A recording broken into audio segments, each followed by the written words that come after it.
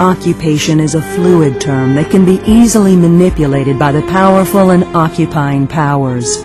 When the occupied is portrayed as violent and the occupier as victim, then democracy and justice have to be redefined. If the international community cannot stop Israel's apartheid wall and the destruction of people and their livelihood, then humanity is at stake. In June 2000, and while the international community is pushing to promote freedom and install democracies throughout the Middle East, Israel decides to reinforce its occupation by encircling the West Bank and Palestinian towns with a separation barrier that is meant to choke the Palestinian population and deprive them from their livelihood.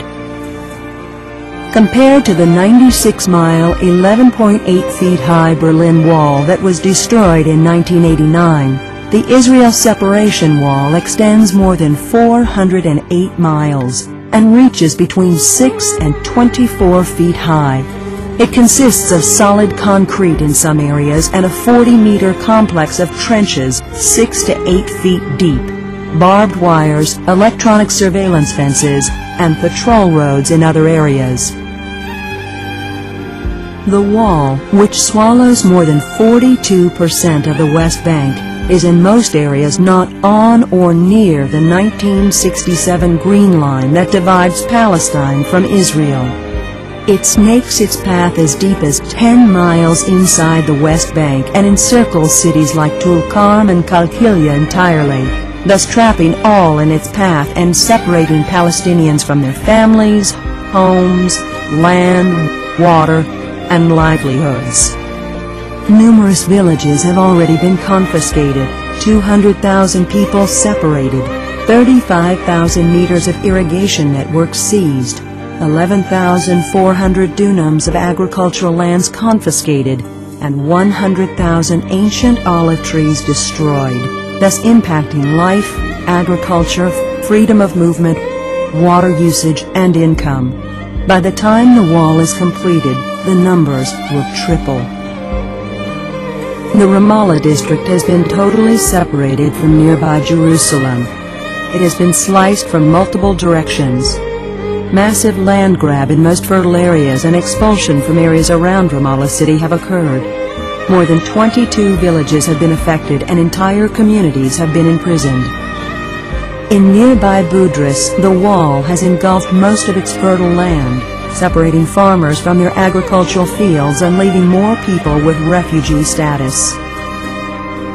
As if occupation is not enough to inflict hardship on Palestinians, the whole population now lives in ghettos with freedom of movement restricted to those who possess hard-to-obtain passes from the occupying power.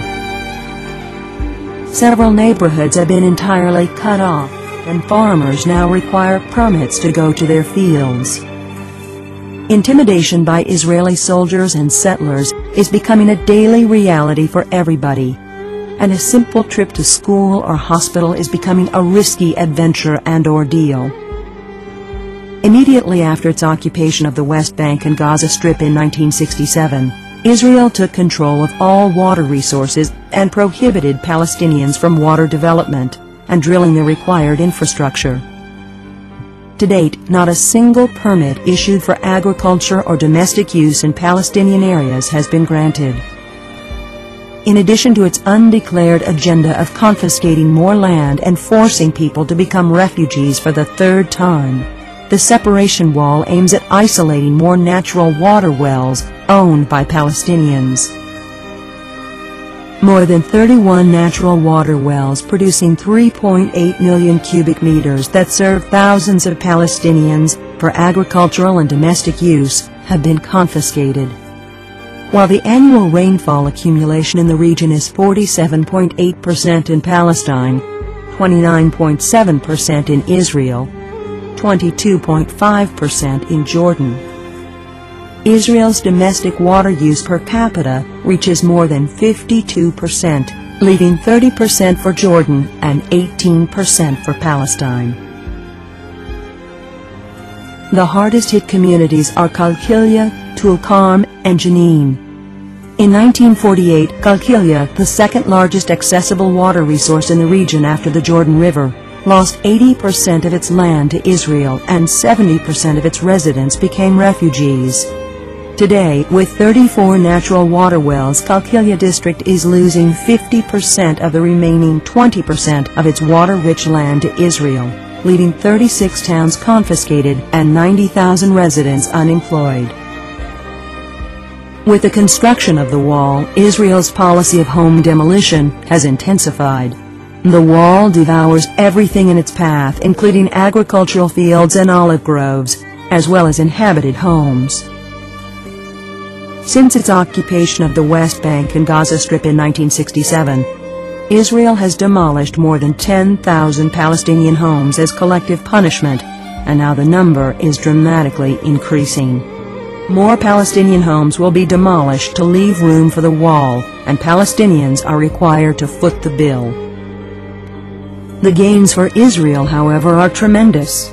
Israel now gained more land for agriculture, land for settlement expansion, total control of all water resources, a direct link to the Jordan Valley slicing through the West Bank, and most importantly, an end of a viable Palestinian state.